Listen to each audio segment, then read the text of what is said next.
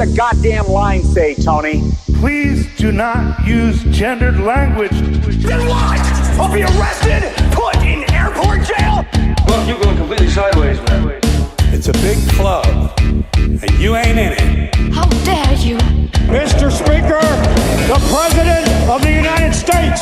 I'm Chris Hansen with Dave on NBC. Jack Marius Tactheratrix. Hi, I'm Spartacus. Jackson, Sacramento, he, him. Steven Seagal. Sex offender guy. I'm Keith Morris. This is Muammar Gaddafi. I'm Rick James, bitch. Sorting through the lies. The hijacker's passport was found blocks from the World Trade Center crash site, if you can believe that. We cannot track $2.3 trillion in transactions. And uncovering the centuries-long plan for world domination. Learning about Cuba, having some food. Let's talk about Chinese people. Have you ever been in a Turkish prison? Swangled from Fort Lauderdale? I have sent 6 of my Libyan missiles to blow up the Sears hardware department. Nothing could be more fun than jumping off a cliff with 2 German bisexuals. Oh, you English are so superior, aren't you? Thank you, comrade. And now, Macroaggressions. That's what assholes call it. With your host, Buddy, I don't know who you are, but you're about to get chlamydia. Charlie Robinson. Hey, Whitey, where's your hat? You want to drop the blame on Charlie and say it's all Charlie's fault. He was a retard. I get some goddamn diuretic.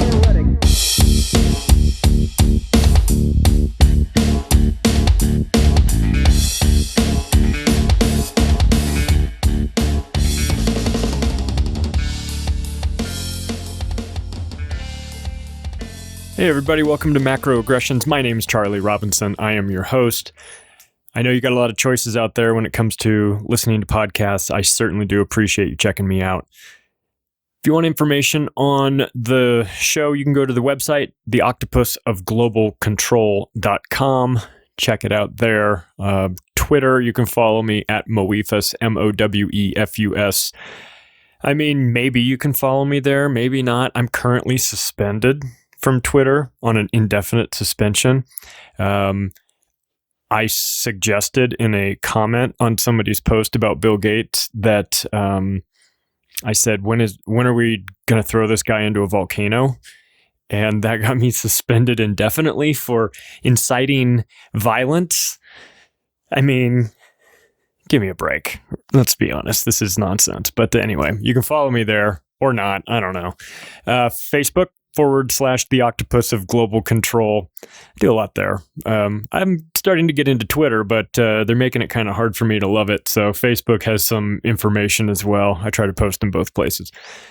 So this episode is about 9/11.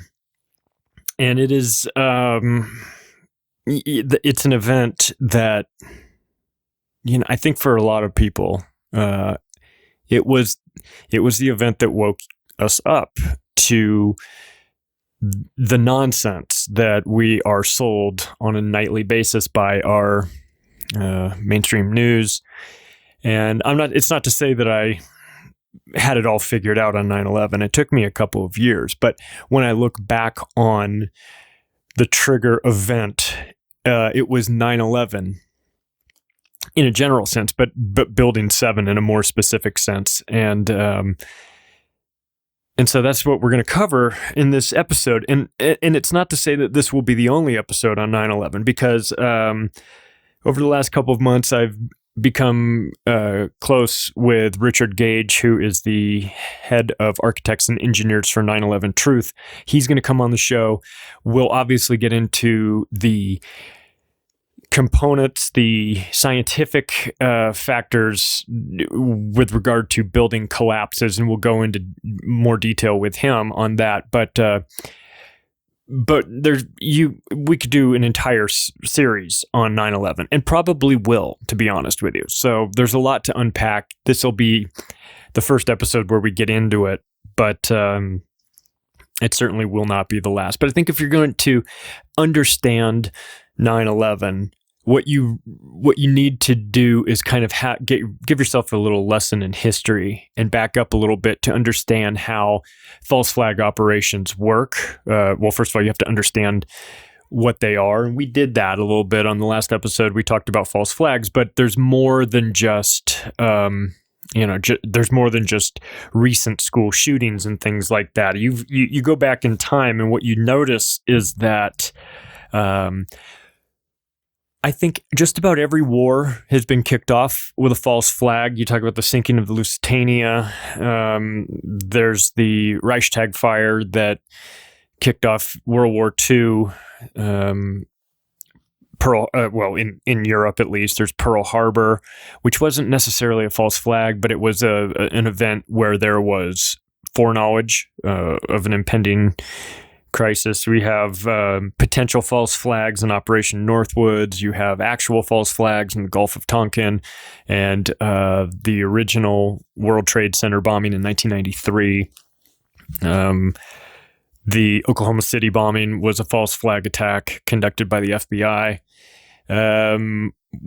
which when you just drop that out on somebody without any context, you're like, what? Are you? No, don't say that. That was horrible. All those kids died. Well, yes, it was horrible, and the FBI's fingerprints were all over it, figuratively and literally, with regard to the bombs. So to back up to kind of semi-recent history here, World War II, which of course was 70 years ago or so, but it's to understand 9/11, you have to understand Nazi Germany. You have to understand the way they thought about things. And what happened was that in 1933, there was a fire at the Reichstag building in Berlin. And this event was seen as pivotal in the establishment of Nazi Germany. Adolf Hitler was sworn into power as Chancellor of Germany a month earlier. He urged President von Hindenburg to quickly push through emergency decree to suspend civil liberties. Where do we see that? So that they could round up the Communist Party of Germany. What constitutes being a communist, of course, is unclear, but what you'll see is that there is a pattern that forms, and 9/11 was not as original of a concept as you might be led to believe. This had been going on for years and years. So 9/11 was following a blueprint that was laid out by other psychopathic regimes that had come before them, of course, the Nazis in Germany. So, Hitler wound up accomplishing his mission of creating an enemy that the people of Germany could focus their anger on, while at the same time portraying himself as a strong leader that was looking out for his people, like the type of guy that really gets stuff done.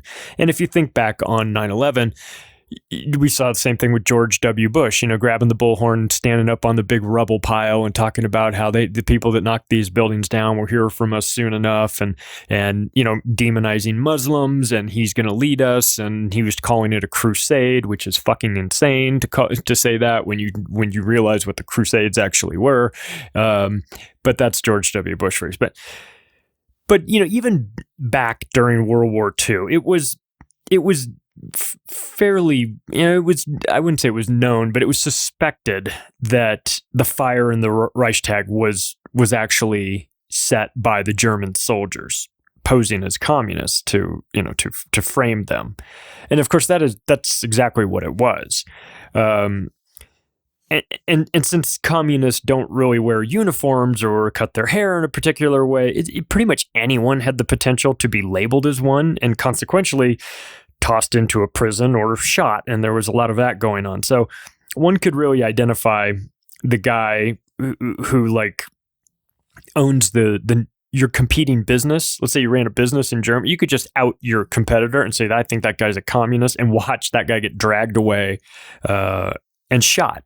eliminating the competition problem. So everybody was a communist. Everybody that they didn't like, they just pointed fingers to and said they're a communist, kind of like we do now with hey, you're a terrorist, you're a domestic terrorist. Ooh, you don't have to be a Muslim anymore. Although, God forbid, if you are a Muslim living in the United States and somebody has a problem with you, I mean, they can just slap that label on you and watch as your life is destroyed. It happens all the time. That's sort of what happens when you rile up a bunch of small-minded bigots. You can get them thinking that there's communists around every corner, or that the Muslims are coming to get them, or they're going to, force them.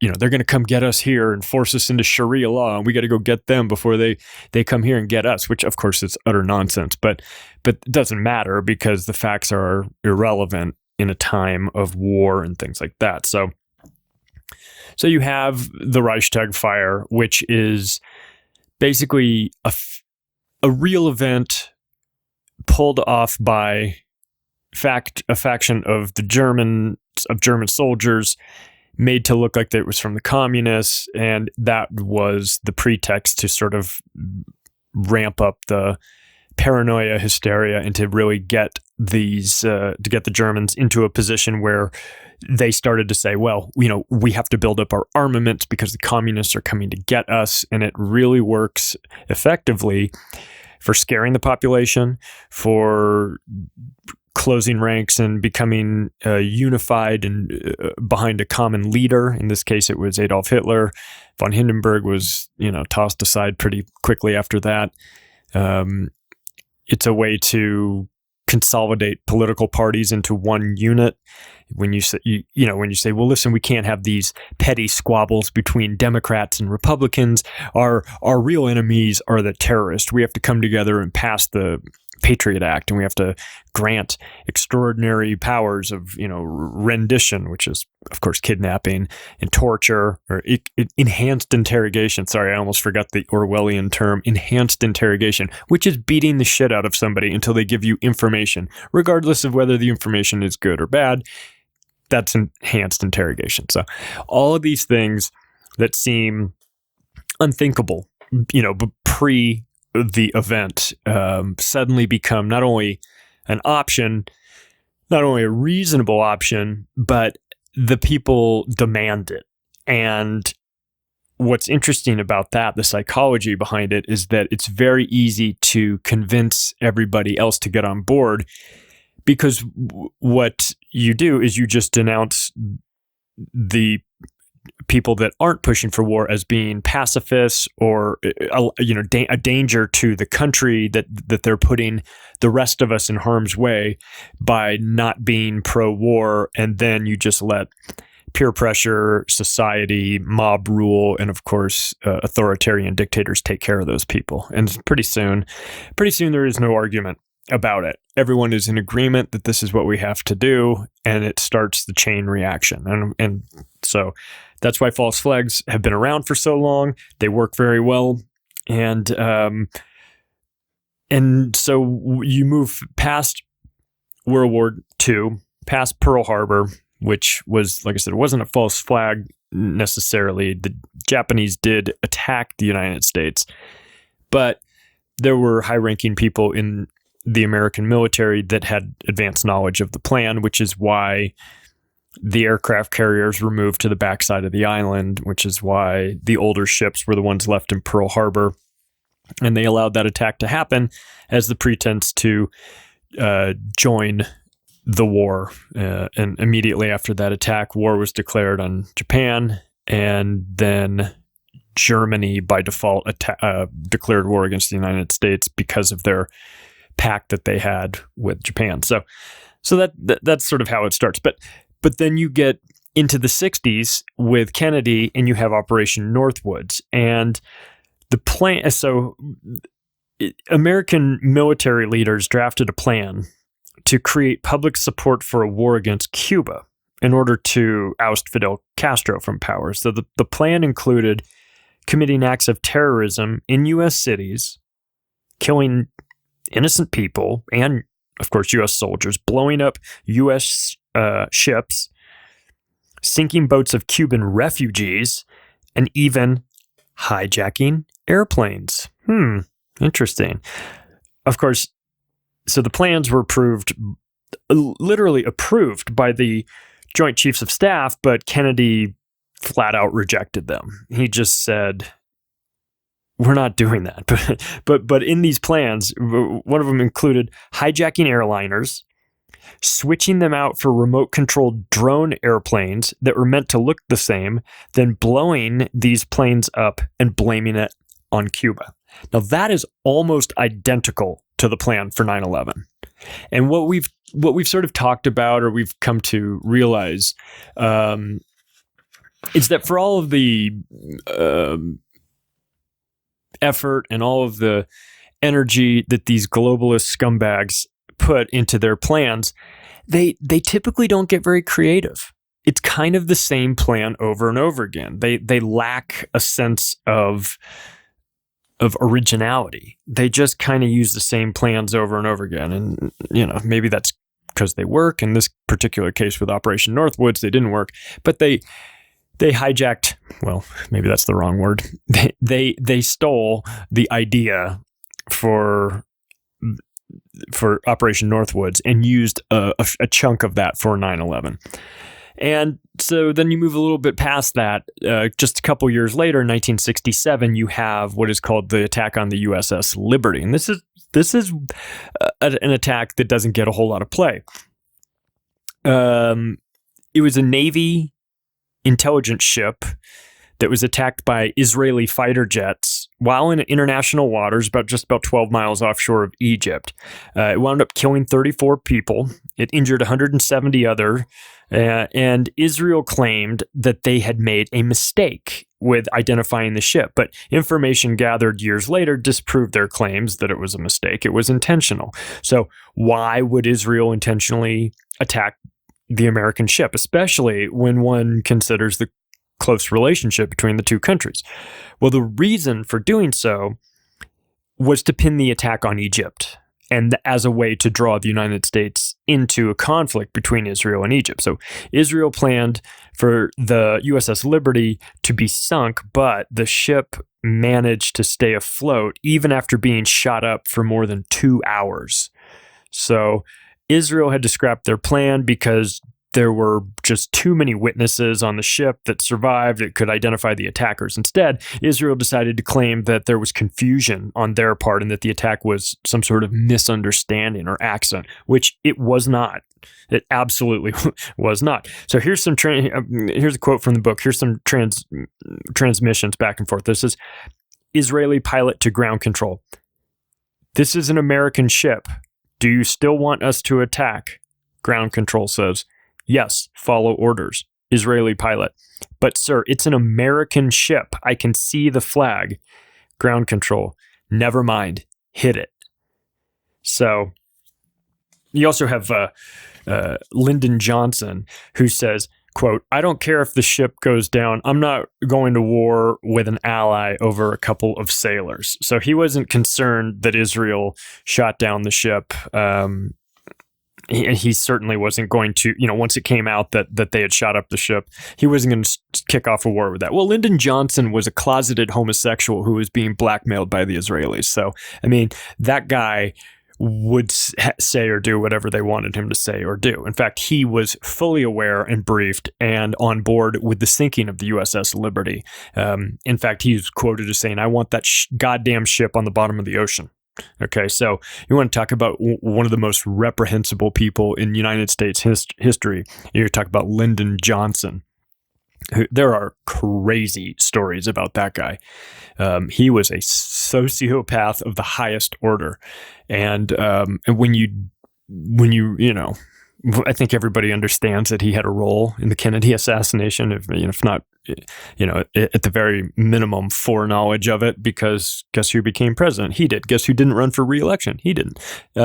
He was a really disgusting human being. So you go from the USS Liberty, and then you get into the Gulf of Tonkin event in Vietnam. And what that was there was a U.S. ship that was, this happened actually, it happened on two different occasions, August 2nd and August 4th in 1964, and it involved an alleged attack by a couple of North Vietnamese boats against a few United States ships in the Gulf of Tonkin. This was the single biggest, most important reason for the escalation of the Vietnam War. What happened was that the North Vietnamese boats attacked the American ships, and therefore it created this pretense to go into the pretext, I should say, to go into Vietnam to kick off that war. Only there's one problem. The attack never happened. So this is a false flag without an attack, which is a really weird one. They just said they got hit.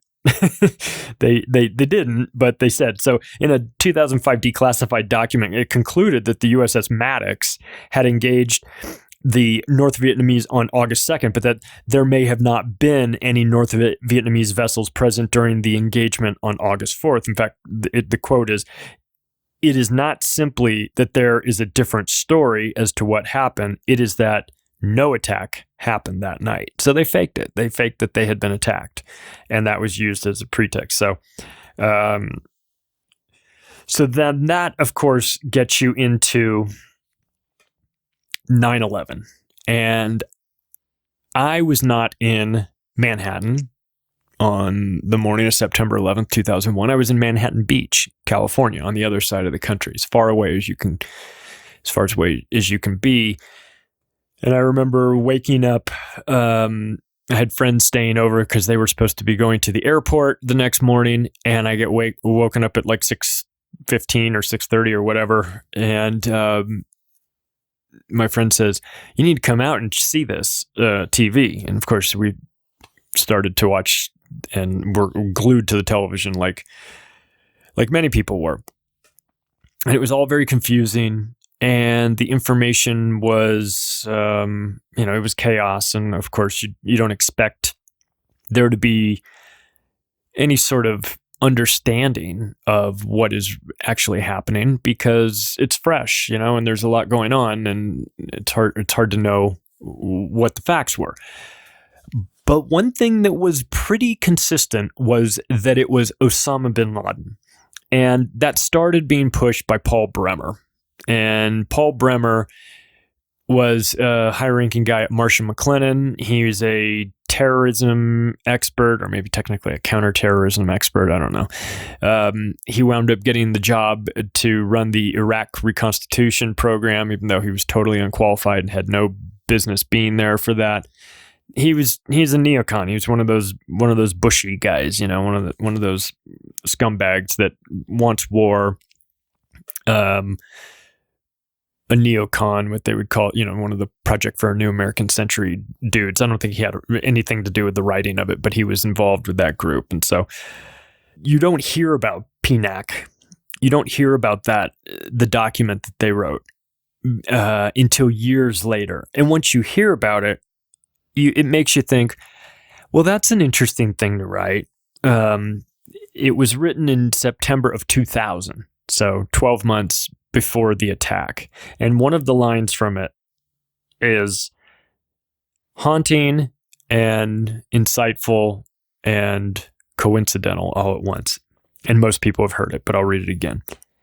"Further, the process of transformation, even if it brings revolutionary change, is likely to be a long one, absent some catastrophic and catalyzing event like a new Pearl Harbor." And wouldn't you know it, they got their catalyzing catastrophic event that George W. Bush described as the new Pearl Harbor. That's awfully coincidental. And so what you notice is that after 9/11, there were plans drawn up for us to invade Afghanistan, because all those Afghanis were on the plane. Oh, wait, no, there weren't any Afghanis. They were Saudis, right? So why don't we attack Saudi Arabia? Oh, yeah, because they're on our side. Yeah, I forgot. So the plan to invade Afghanistan came together relatively quick, wouldn't you say? Seemed like it was only a matter of weeks before that was pushed out to the American public and through the use of the media.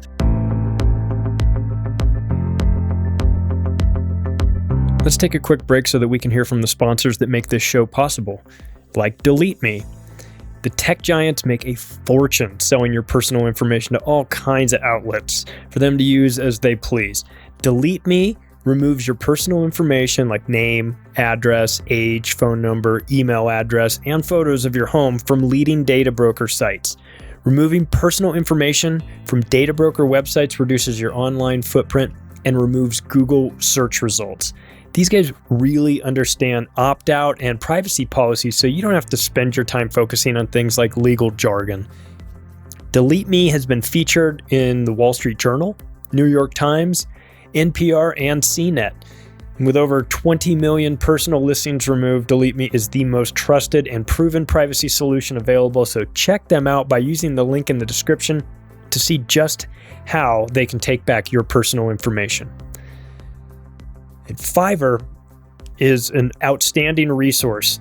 If you need somebody to outsource some of your work to, or you just need specialized help with a project that you're working on, you need to check out Fiverr. They have a network of thousands of freelance experts in business, design, programming and tech, digital marketing, music and audio, video and animation, writing and translation, and so much more. Need someone to build out a website or help you grow your current business with a digital marketing campaign? You can find thousands of people ready to get to work on your project at a fixed price that you set at Fiverr. Your payment's only released to the freelancer once you're pleased and approve the work that you've received. If you have questions, you can call Fiverr 24/7. Just click the link in the box in the description. Start putting this army of freelancers to work for you. And Cash Advance. We are living through a very strange time filled with an unbelievable amount of uncertainty. We don't know what the world's going to look like weeks from now, let alone months from now. If you find yourself in a financial emergency and in need of money right away, you at least have an option with Cash Advance. You can submit your request online and receive an answer in minutes so that you will know where you stand and what programs they have available for you. Their online service is entirely free and works to find potential lenders in their network. So just fill out the secure online form and see which option works best for you. Look, I hope you don't need this service, but if you do during this crazy time in our lives, at least you know that you have another option with Cash Advance. Click the link in the description box to see what they have to offer. And with all of these sponsors, your support for them directly impacts and supports the show. We certainly do appreciate that. Now let's get back to the show.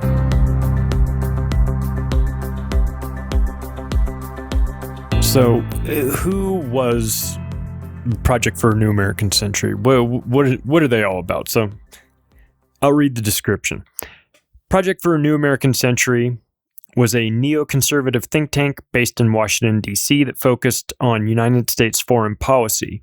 It was established as a nonprofit educational organization in 1997 and founded by William Kristol and Robert Kagan. The PNAC's stated goal was, quote, to promote American global leadership.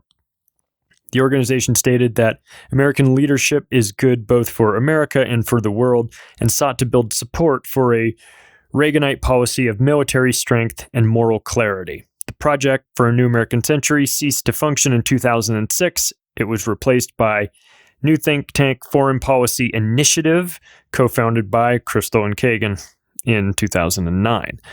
PNAC's first public act was to release a Statement of Principles on June 3rd, 1997. The statement had 25 signers, including project members and outside supporters. 10 went on to serve in the administration of President George W. Bush, including Dick Cheney, Donald Rumsfeld, and Paul Wolfowitz. The Statement of Principles described the United States as the world's preeminent power and said that the nation faced a challenge to shape a new century favorable to American principles and interests. And in order to achieve this goal, the statement signers called for significant increases in defense spending and for the promotion of political and economic freedoms abroad.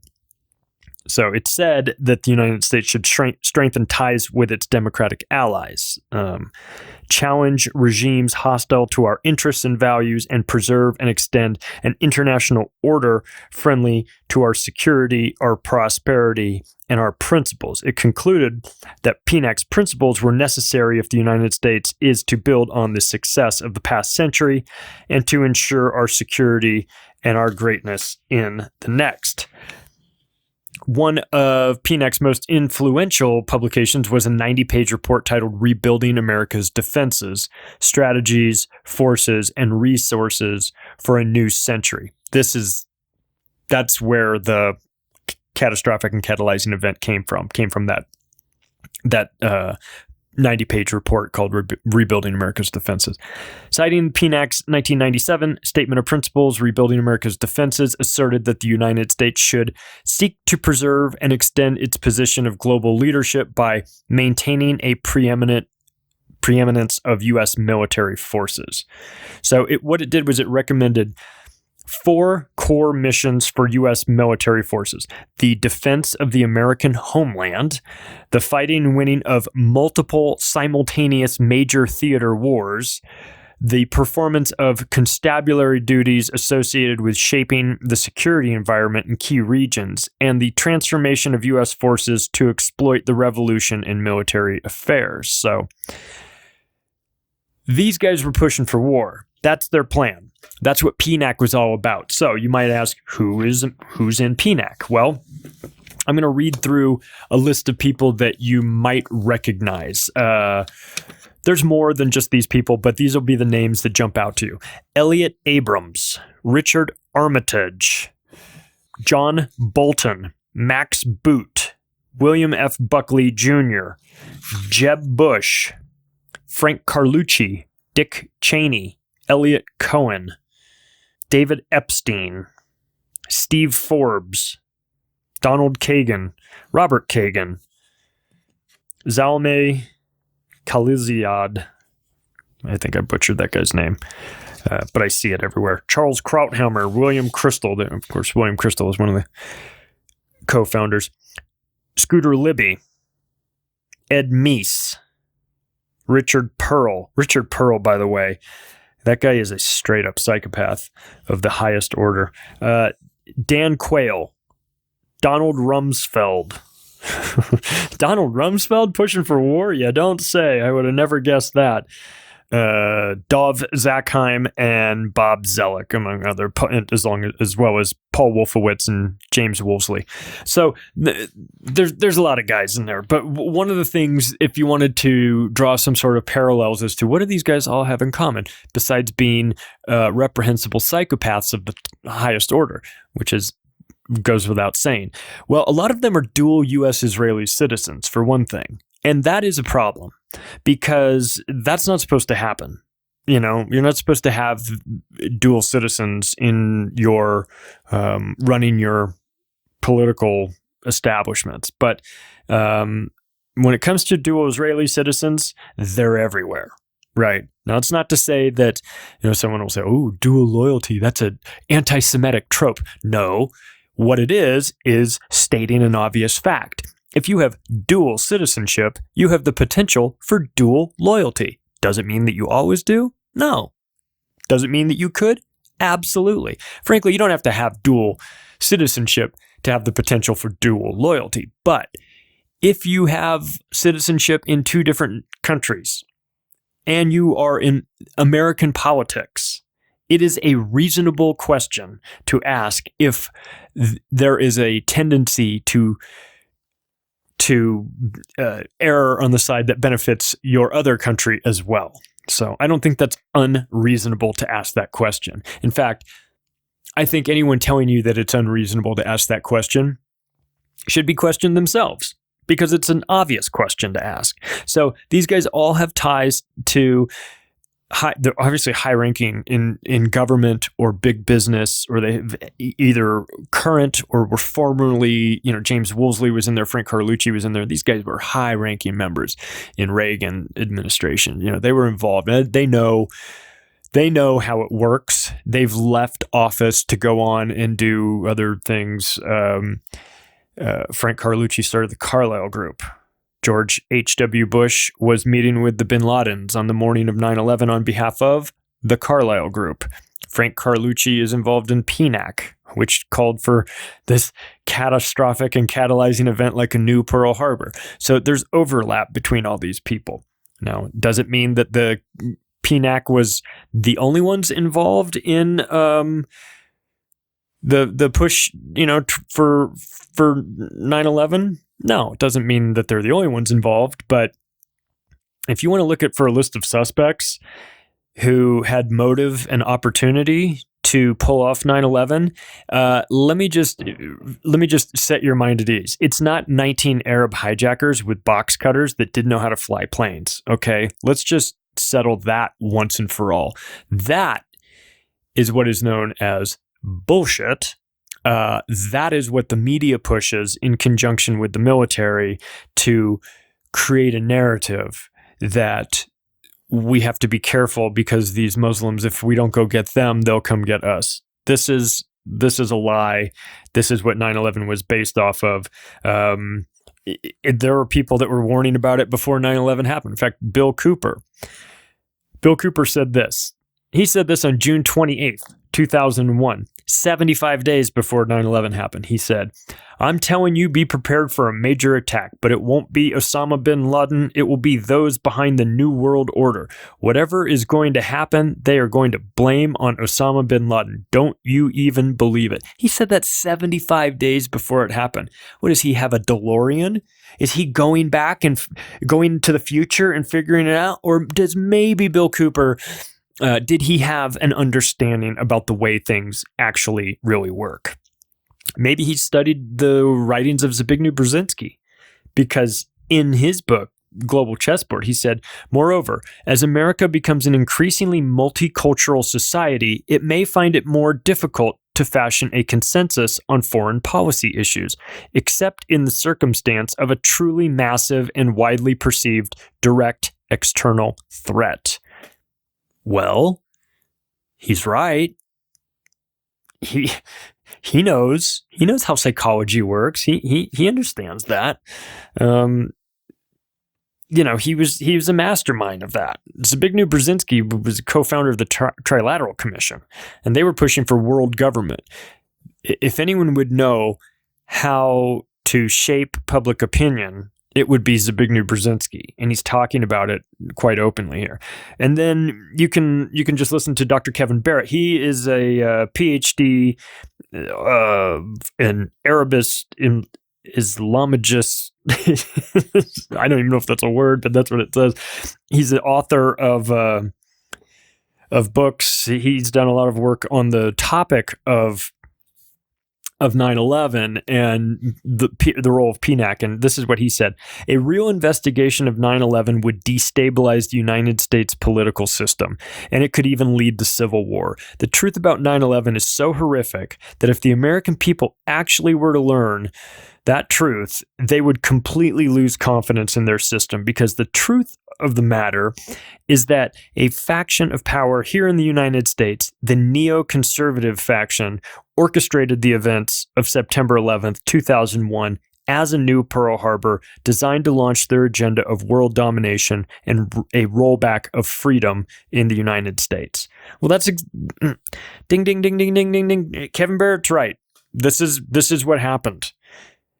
This is what happened when you've got guys like Norman Mineta, who was the Secretary of Transportation, saying this. He says, he's talking about the morning of 9/11, they were in the PNAC, which is the safe room for the president that's like well underground, adjacent to the White House. He's down there with Cheney and a bunch of these guys. During the time, this is what he said, Norman Mineta.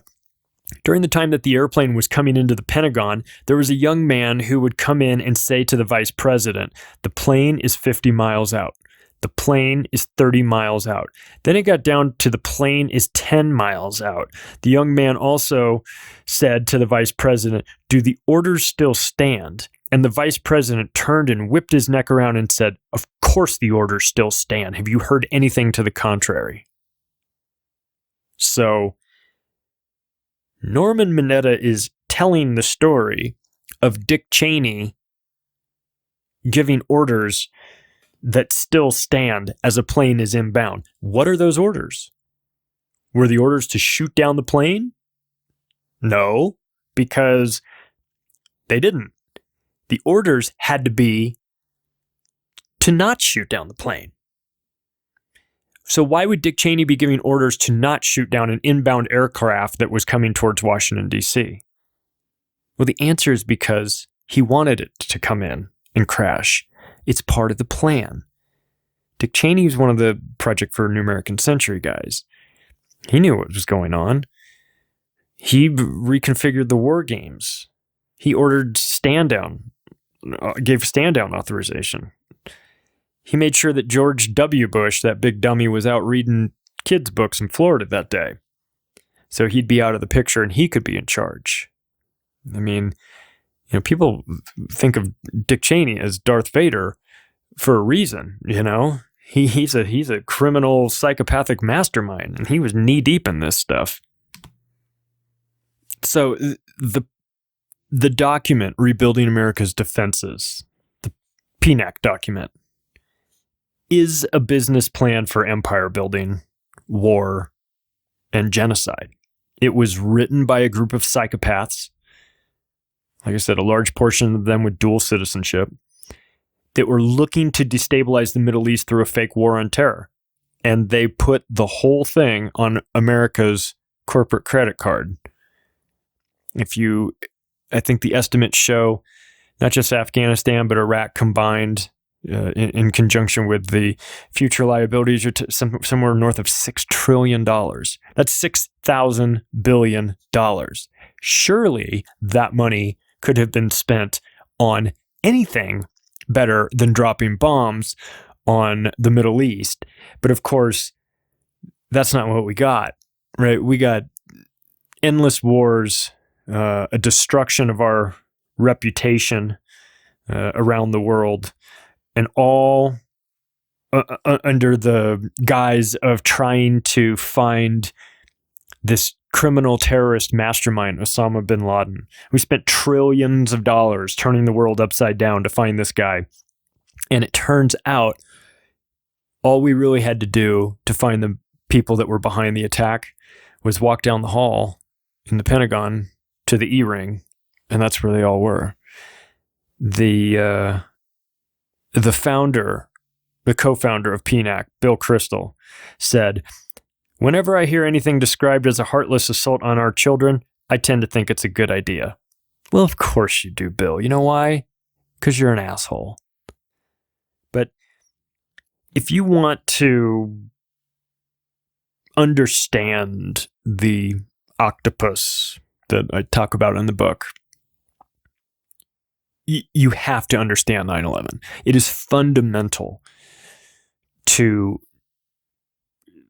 understanding that there is a much bigger plan. Without knowing the backstory, honestly, there's no point in even examining the other aspects of control.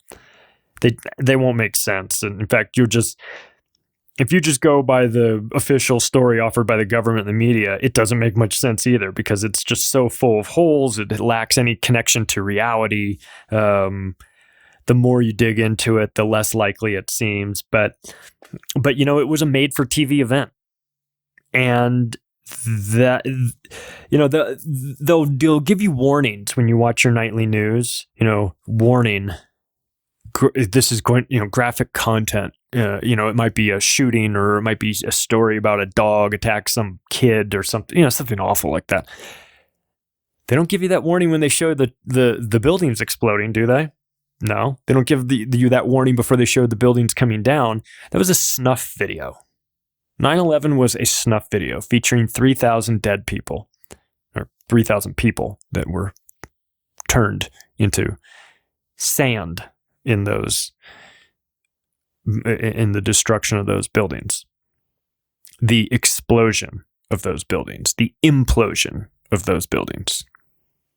Many people had a very difficult time, made a sneaking suspicion that there was something that wasn't quite adding up about how a bunch of Saudis that couldn't even fly Cessnas were able to outsmart the most elaborate intelligence system in the history of the planet while somehow knocking down 3 buildings with 2 planes in Manhattan.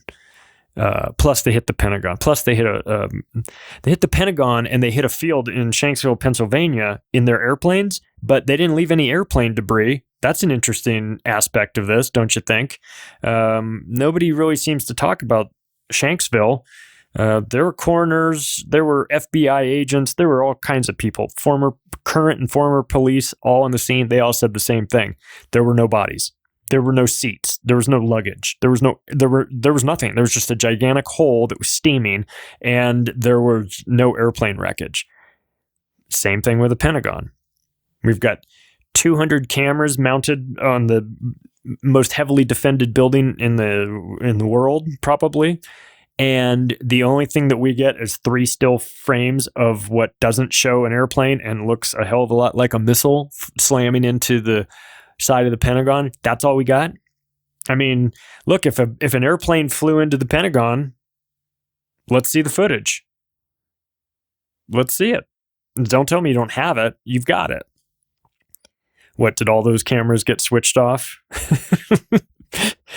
Did Epstein's security guards at the prison switch off all the cameras at the Pentagon? It's a hell of a coincidence that we've got 3 frames of still footage of it that shows a gigantic fireball. And let's just not even get into the fact that in order to hit the Pentagon at that angle, you would have to be flying that thing practically parallel to the ground, which is impossible to do at that speed with an airplane. Like, the whole story doesn't make any sense. I mean, it's just... But one thing that most people don't know is that the invasion of Afghanistan was planned months before September 11th, 2001. And in fact, the National Security Directive to invade Afghanistan was sitting on President Bush's desk on September 4th, 2001, a week before 9/11. Who was drafting Bush's foreign policy? Karnak the Magnificent? Was he holding envelopes up to his head and just thinking very hard? Afghanistan did it. I mean, the official story of 9/11 is not true. I hope you realize that. If this is the first time you're hearing this information, I must sound like a deranged lunatic, but Jesus, I mean, you've had almost 20 years to figure it out. What's your excuse? I mean, I understand we all get busy at work, but like, if you still think 9/11 was conducted by 19 Arab hijackers with box cutters, I mean, you're out of your fucking mind. You honestly owe it to yourself and to the people around you to wake the hell up. And it just, they lied to us through the media, and it was an elaborate lie, and it was well crafted, and we bought it, and I bought it. I mean, I bought it for years. But at some point, you have to take some responsibility for your own understanding of reality. And if you're not understanding that 9/11 couldn't have happened and didn't happen the way it was portrayed, then you're not doing yourself any favors. Now, we can debate whether it was suitcase nukes in the elevator shaft, or thermite, or thermate, or nanothermite, or directed energy. I've heard all kinds of fake planes, real planes, drone planes, invisible planes. I've heard it all. And we can debate those topics, and it's worth debating those topics. In fact, when I have Richard Gage on, we'll talk about thermite and thermate. He did a great presentation at Acapulco a couple days ago that I just saw. I spent hours with him talking about all kinds of these of ideas and questions and all of these things. But what is not up for debate is that those buildings were brought down intentionally. A third building was hit on 9/11. That's Building 7, otherwise known as the Solomon Brothers Building. It came down at 5:25 in the afternoon of September 11th. It was brought down by a controlled demolition. That is not my opinion. That is a fact. It was announced on the BBC 25 minutes before it actually happened. It was announced, there's videos of it being announced by security guards, construction type guys, announcing to the camera crews to move back because the building is coming down. And it came down in its own footprint at free fall speed. And Larry Silverstein, the owner of the complex, said that we'd had such terrible loss of life that we made the decision to pull it, and we watched as the building came down. Well, let me just tell you this. You cannot rig a 47-story steel frame building for implosion in 8 hours, even under the best of circumstances. Even if you had 1,000 guys working in concert, even if you were not in the middle of a war zone where buildings were exploding a couple hundred yards away from you. It's an impossibility. What Larry Silverstein said should put him in prison. He is a co-conspirator. You can't do that. You can't rig a building in an afternoon. And you don't have to be an engineer to understand that. And you don't have to be an engineer to understand, to just do this simple eyeball test when you watch that building. There is a very predominant kink at the top of the building, which is consistent with the way a building is destroyed. We've all seen the hotels in Las Vegas that have been imploded. They follow a very same pattern. You can see squibs exploding from the side, laterally ejecting material, and you can watch as the building is brought down symmetrically into its own footprint. That requires a lot of time and effort to rig that building. So for Larry Silverstein to come on and say that Building 7, they made the decision on that afternoon to rig it and take it down is a lie. It's a lie by a guy who knows what really happened. It's a lie by a man that was involved in it, a co-conspirator. And let me remind you, Larry Silverstein has admitted that he has had, before 9/11 and many years afterwards, weekly Sunday conversations with his very good friend, Benjamin Netanyahu. There's always so many coincidences you can have before you start to sort of say, well, I'm starting to paint a picture here of advanced knowledge by some very influential people in the New York area and Washington, D.C. area. It seemed to know what was going on before it happened. And we also have to consider the dancing Israelis. If you're unfamiliar with dancing Israelis, look it up. Look it up online. This is a group of people that had their cameras on top of a van pointed in New Jersey, pointed at the Trade Center to capture it on film. And as the first plane hit, and as it hit, they were celebrating and dancing around. It was reported by one of the neighbors who saw them, called the police. The police were sent out, wound up arresting these guys in that van later as they were driving away. They were taken into custody. They were held for 60 days. They had explosives in the van. They were all Israelis. Okay. They had ties to the Mossad.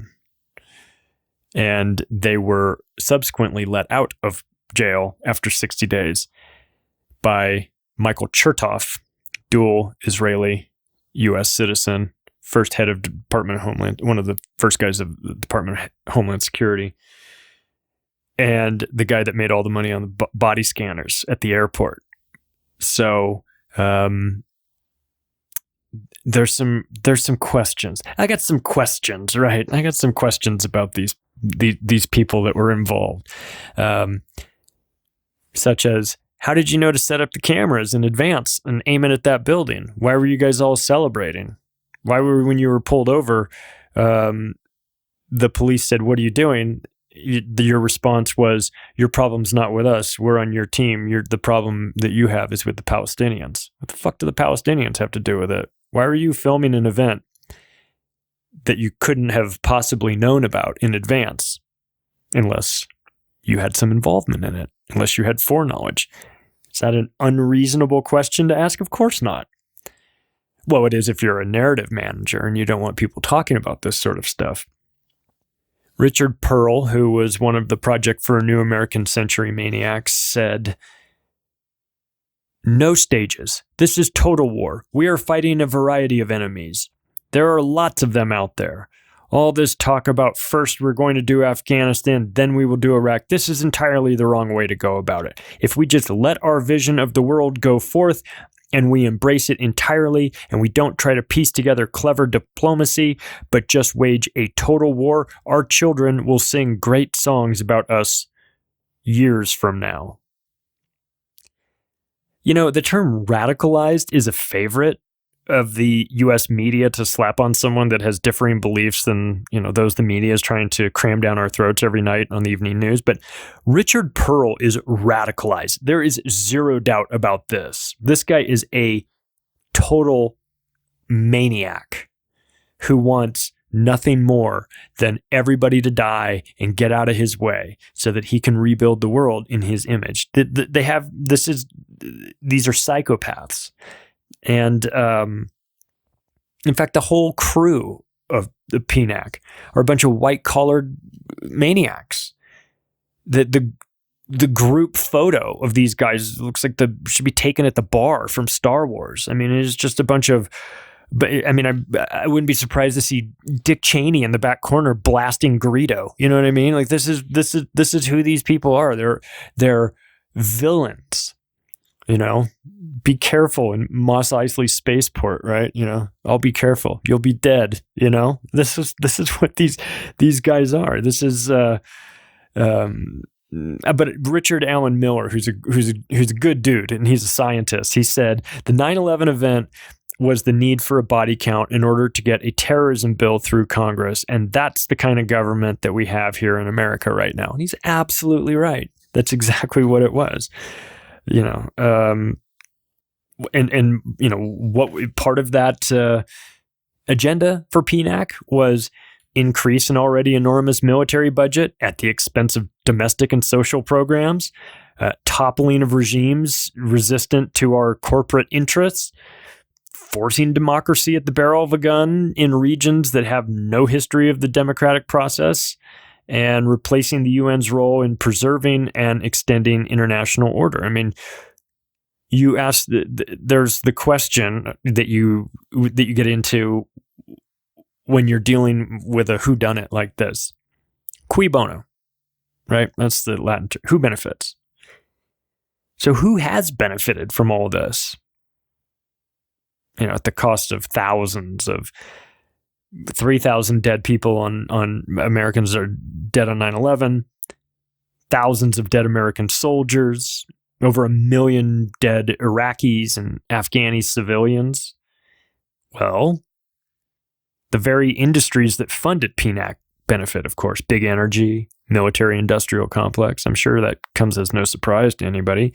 Halliburton, once run by Vice President Dick Cheney, made billions of dollars from the reconstruction of Iraq and Afghanistan. Bechtel, once run by Donald Rumsfeld, made billions of dollars. The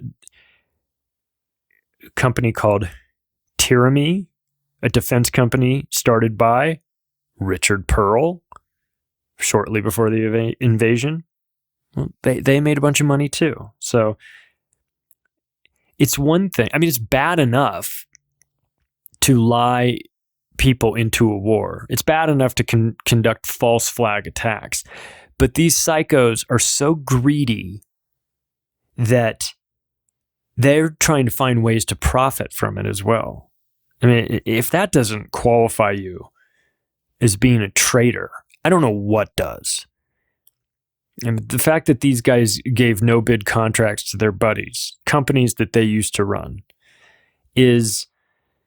I don't understand why we are not marching on Washington with torches and pitchforks to get these guys out of office. I mean, the Yellow Vest movement in France has been going on for over a year.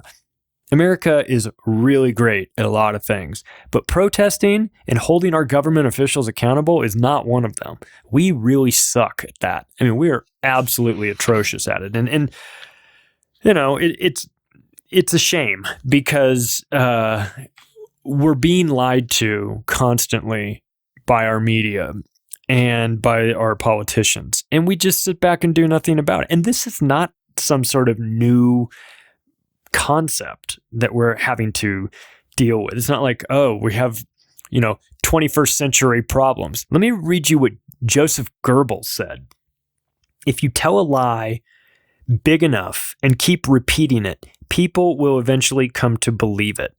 The lie can be maintained only for such time as the state can shield the people from the political, economic, and or military consequences of the lie. It thus becomes vitally important for the state to use all of its powers to repress dissent, for the truth is the mortal enemy of the lie, and thus, by extension, the truth is the greatest enemy of the state. Well, he would know. We're talking about Goebbels here, Nazi minister of propaganda, if you didn't recognize the name. Is this not what we're experiencing? 9/11 is the big lie. It's the biggest lie of our lifetime. You've got Kennedy and you've got 9/11.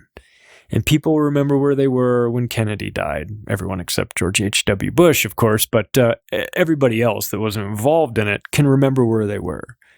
People that were alive during 9/11, they can remember where they were. It's one of those things. You just kind of stopped and everybody felt really awful. And then everybody felt really connected, which was a weird thing. And then the United States had all of this sympathy around the world. For the first time, it was like, you remember when Mike Tyson got knocked out by Buster Douglas? Everyone went, oh my God, I never thought that guy could get knocked out. And people started to, not everybody, but some people kind of started to feel a little bit bad for Mike Tyson. Like, yeah, I know he's been out knocking guys out left and right for, the last couple of years, and he's had this big rise. But then we saw him, we saw a guy get knocked silly, put his mouthpiece in backwards and everything, and you kind of felt a little bit bad for him. And that's where the United States was after 9/11. The countries around the world that, had been watching our aggression over the years and weren't fans of it, they took a step back and went, oh my God, that's really awful. What happened to them? I'm sure a lot of people said we had it coming to us, of course, but there were, many countries that felt like, we had sympathy, and people felt like legitimately bad for us, for our people. And what did we do with that? We squandered it. We intentionally squandered it. We went out there and took that and used that as a pretext to go invade countries that had nothing to do with 9/11. Afghanistan, I'm sorry, I'm still waiting for somebody to explain to me what the fuck Afghanistan had to do with anything. Oh, Osama bin Laden was based there. Yeah, but he was a Saudi. He was, we're going to go there and we're going to bomb them to the Stone Age. Well, what will that take? An afternoon? They're goat herders and rickshaw pullers and, what are we doing? Those guys couldn't formulate a plan to, fly airplanes into buildings and everything like that. The passports of the hijackers. When they weren't flying out of their pockets through burning airplanes across 3 city blocks and landing at the feet of FBI agents, what they were showing was that they were all a bunch of Saudis, or at least 15 of them were Saudis. So why didn't we go invade Saudi Arabia? Because they're our ally? Because it wasn't about that, of course. It was all designed to make it look like it was somebody else and give us the pretext for war. In fact, one of the things that George W. Bush said, one of the quotes was, one of the hardest parts of my job is to connect Iraq to the war on terror. Yeah, no shit, because they didn't have anything to do with it. That would be a difficult part of your job, is to make that connection, because it didn't exist. You had to have Colin Powell come out there with his vile yellow kick uranium. They're using this, they're enriching it, and they got it from Niger, and they're going to, all that stuff was bullshit, of course. It was a lie. The only question is, who knew it was a lie? How deep did you have to go into this sea of scumbags before you found somebody that wasn't in on the plan, didn't know what was happening? And you can't, the logistics behind wars and things like that, there's a lot of planning that's involved. The fact that we were in Afghanistan almost immediately after that is a huge red flag. The fact that Shah Massoud was blown up the day before 9/11 and everyone that was in country there in Afghanistan, all the CIA assets that were already pre-positioned there, were thinking, this is not good. This is not good. They just blew up the freedom fighter, the one guy that would have been there to fight back against the United States was suddenly blown to smithereens by a fake interview crew, right? So we've already got the plans to go into Afghanistan. We're there like 3 weeks later. Well, that's because they were, like I said, they were sitting on Bush's desk a week before the invasion. They'd been dreamed up years before that, just like the Patriot Act had been. All these things. So it is what the Nazis talked about with the Reichstag fire. This is how you get things done in a world that is resistant to arbitrarily starting bullshit wars across the world. You have to give them a reason to get behind it. And I will give them credit for 9/11 because what that did was there were a bunch of people out there waving American flags, and we were ready to go get those bastards. We were ready to go get Osama bin Laden. Never mind the fact that Osama bin Laden's dad was meeting with George W. Bush's dad in Washington, D.C. on the morning of September 11th, 2001, on behalf of the Carlyle Group, and that one of the few airplanes that was allowed to leave after everything else was grounded was the plane carrying the bin Laden family. I'm sure that was all just a gigantic coincidence, though. 9/11 is a much bigger story than just this. It's bigger than PNAC.